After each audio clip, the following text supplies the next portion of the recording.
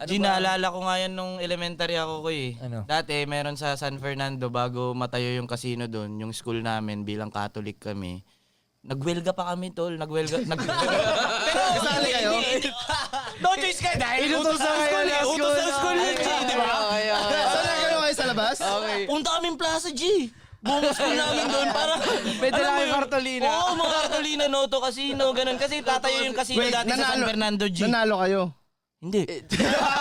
Tol, yun nga din yung, di ba, nung nag-post ako ngayon. Bigla akong naalala yun ko, parang, ay na, grabe talaga tong, iba talaga tong Sugal Mafia, men. Iba talaga, kita mo nga yun nga, bata pa lang ako eh, hindi na nanalo, di ba? Hindi na nanalo ang kabutihan sa kasamaan. Parang, ganun nga eh, kung tinitignan mo since fucking bata ako, oy.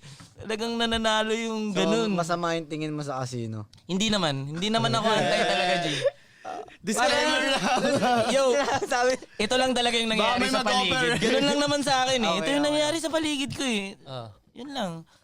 Hindi ako against sa sugal. Okay pa nga ako sa masayang ano lang, laro lang talaga yan. Ganun, wag kang, yun lang, wag kang ma-fuck up dyan, tol.